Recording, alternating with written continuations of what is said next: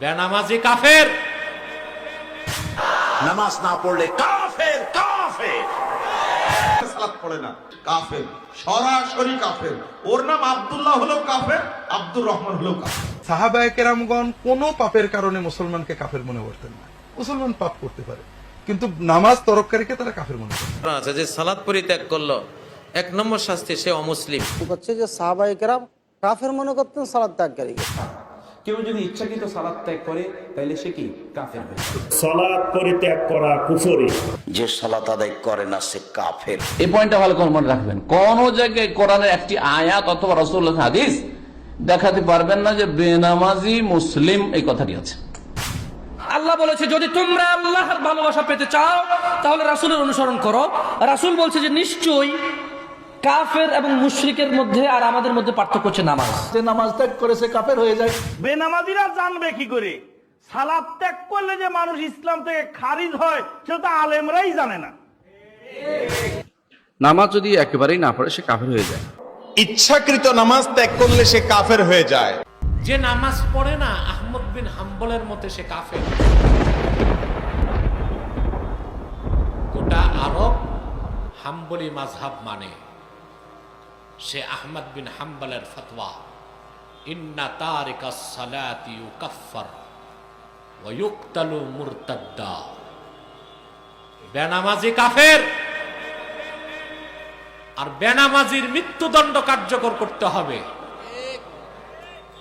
মুরতাদ হিসেবে বেনামাজিকে হত্যার পর আহমদ বিন হাম্বলের মতে তার জানাজা নাই, গোসল নাই, দাফন নাই। এটা কার ফতোয়া? মাযহাব কয়টা? 3টার মতে বেনামাজির শাস্তি কি? জোরে বলতে হবে। রইল কোনটা? রইল কোনটা? শ্রেষ্ঠ মাযহাব হানাফি মাযহাব। ইমাম আযম আবু হানিফা বলেন ইন্না তারিকাস সালাতি লা ইউকাফফার ওয়া লা ইউকতাল ওয়ালাকিন ইউহবাসু ওয়া ইউদরাবু হাত্তা ইউসাল্লিয়া। বেনামাজিকে কাফের বলা যাবে না, মৃত্যুও দেওয়া যাবে না, তবে তাকে জেলখানায় বন্দী করতে হবে, অ্যারেস্ট করতে হবে। যতদিন নামাজ না শুরু করে তারে বেত্রাঘাত করতে হবে। তাতেই বোঝা যায় হানাফি মাযহাব বিশুদ্ধ মাযহাব, ইমাম আযম শ্রেষ্ঠ ইমাম। তো সাহাবায়ে কেরামদের মধ্যে কোনো ইখতিলাফ, দুটি মত ছিল না। তা হচ্ছে বেনামাজির মাসলা।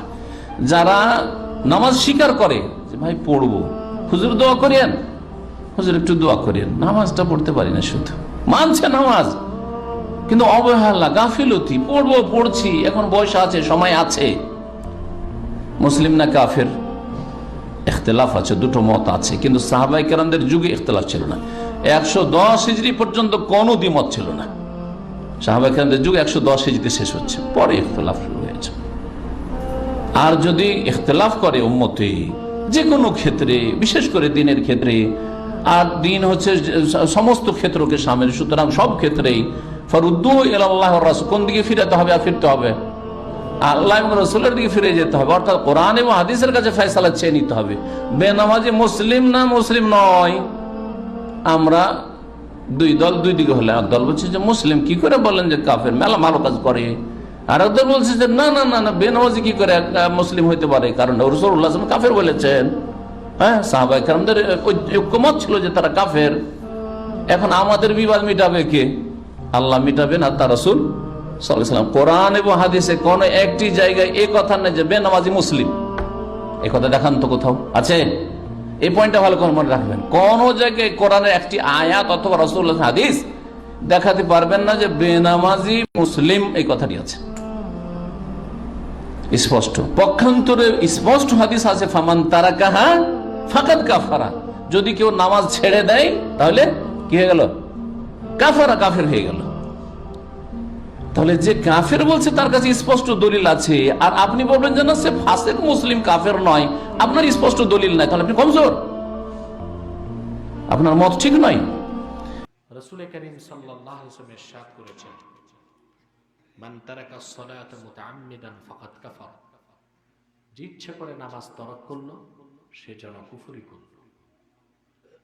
বেনামাজিকে আমরা কাফের বলি না, কিন্তু কাফের হতে বাকিও থাকে না। মান ইতাকাদা আন্নাল্লাহ হাল্লা বিশাইইন আও শাখসিন ফাকাদ কাফার, যে ব্যক্তি ধারণা করলো আল্লাহ কোন ব্যক্তি বা বস্তুর ভিতরে প্রবেশ করেছেন সে কুফরি করলো। যে কুফরি করলো সে কি হইল? কইতে লজ্জা লাগে। যে চুরি করে সে কি? যে ডাকাতি করে সে? যে লাম্পট্য করে লম্পট। যে কুফরি করে শরম লাগে। স্বামী স্ত্রীর মধ্যে যদি কেউ পুরো কাফের হয়, সালাত আদায় করে না, তাহলে কি তারা স্বামী স্ত্রীর মতো মেলামেশা করতে পারবে? যদি কাফের হয় তো মেলামেশা করতে পারবে না। যদি সন্দেহ তাকে দূর করতে হবে। অনেক সময় নামাজ সালাত পড়ছে না, কেন পড়ছে না জানতে হবে। যদি জানে যে বিশ্বাস করে না তো কাফের। যদি বিশ্বাস করে পড়বে তাহলে অলসতা করতেছে, তাকে বাধ্য করতে হবে সালাত আদায়ে। আর যদি এটা যদি নাও করে, সালাত একবারেই পড়ে না, তাহলে সে কাফের। তার সাথে মেলামেশা করা যাবে না, ঘর সংসার করা যাবে না, তার সাথে থেকে দূরে থাকতে হবে এবং তা ভিন্ন অটোমেটিকলি তাদের মধ্যে ইয়া হয়ে যাবে, সেপারেশন হয়ে যাবে নামাজ না পড়লে। এটা তাকে বুঝাতে হবে, এটা শরীয়তের বিধান। নামাজ না পড়লে কাফের হয়ে যাবে। এই নামাজ না পড়লে কতটুকু নামাজ না পড়লে কাফের হয়ে যাবে এটা নিয়ে মতভেদ আছে। কেউ বলছে যদি অল্প স্বল্প করে একবার দুইবার করলেও কাফের, যদি একটা দুর্বল মত। বিশুদ্ধ মতে যদি নামাজ না পড়া তার হেবিটে পরিণত, অভ্যাসে পরিণত হয়ে যায়, তখন সে কাফের হয়ে যাবে।